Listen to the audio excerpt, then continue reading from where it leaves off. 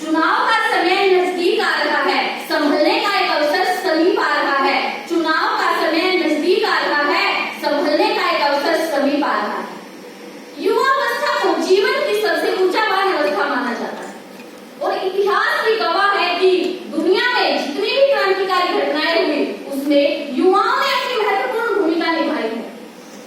महात्मा बुद्ध, महावीर स्वामी, स्वामी विवेकानंद और दयानंद सरस्वती जी जैसे अनेक युवा समाज सुधारकों ने इस समाज को सुधारने में अपना महत्वपूर्ण योगदान दिया।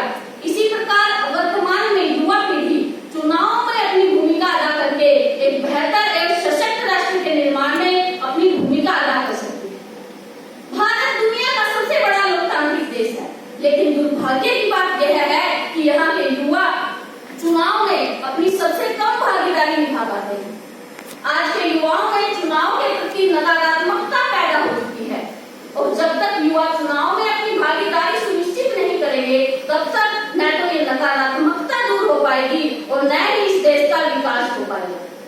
चुनाव में अपनी भागीदारी सुनिश्चित करने के लिए सर्वप्रथम युवाओं को 18 वर्ष की आयु होते ही मतदाता सूची में अपना नाम अवश्य दर्ज करवा लेना चाहिए, यानी अपना वोटर कार्ड अवश्य बनवा लेना चाहिए।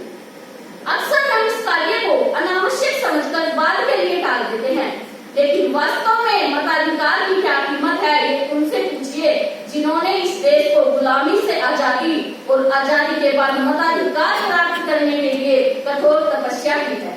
जब हमें उस तपस्या का अर्थ समझ आ जाएगा तो मताधिकार का क्या महत्व है हम ये भी भली भांति समझ पाएंगे। मतदान करना हमारा अधिकार भी है और कर्तव्य भी है, इसलिए लोकतंत्र के महापर्व चुनाव में हमें अपने मत की आहुति अवश्य देनी चाहिए। हमें मतदान करने अवश्य जाना चाहिए। कितनी ही बार हम यह सोचकर मतदान के लिए नहीं जाते कि आखिर हमारे एक मत से होने ही क्या वाला है, लेकिन एक से नहीं तो एक से तो अवश्य होगा। और चुनाव तो एक ऐसा खेल है जिसमें एक मत से पूरी सरकार बदल जाती है, एक मत से पूरी सरकार बदल जाती है। हमें अपने मत का प्रयोग तो करना ही है, साथ ही हमें अपने मत का उचित प्रयोग भी करना है। कभी भी हमें इस आधार पर मत नहीं देना कि चुनाव में जो नेता खड़ा है वो हमारी जाति से है, हमारे धर्म से है या फिर हमारे गांव शहर से है, बल्कि हमें उस नेता को वोट देना है जो हमें इस देश के कार्य करने के लिए उपयुक्त लगे, जो हमें लगे कि इस देश का भविष्य निर्धारित कर सकता है। चुनाव में युवाओं की भागीदारी का एक अन्य लाभ यह भी होता है कि इससे युवा देश में जो समस्याएं पैदा हो चुकी हैं उनसे वास्तविक रूप से वाकिफ हो जाते हैं और साथ ही युवाओं को यह समझने में मदद मिलती है कि कौन सा राजनीतिक दल केवल मत के लिए कार्य कर रहा है और कौन सा राजनीतिक दल जनता के हक के लिए कार्य कर रहा है।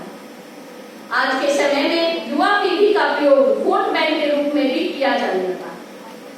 आज के समय में अलग अलग राजनीतिक दल युवाओं को बेरोजगारी से मुक्त करने का लालच देते हैं, लेकिन यह हमें क्या करना होगा कि कौन सी सरकार हमें बेरोजगारी से मुक्त करेगी और कौन सी सरकार हमें बेरोजगार बनाकर छोड़ देगी। चुनाव के समय में एक अन्य माध्यम से भी हम अपनी भागीदारी सुनिश्चित कर सकते हैं। चुनाव के समय में कुछ राजनीतिक दल, कुछ राजनेता अलग अलग गरीब बस्तियों में जाकर, अलग अलग स्थानों पर जाकर वोट खरीदने का काम करते हैं और एक जागरूक युवा होने के नाते अगर हम ऐसे कार्यों की जानकारी समय रहते चुनाव आयोग को दे दे तो ऐसे भ्रष्ट नेता चुनाव की दौड़ से बाहर हो जाएंगे, ऐसे भ्रष्ट नेता चुनाव लड़ने से रह जाएंगे और साथ ही हमारे देश की बागडोर अनुचित हाथों में जाने से बच जाएगी।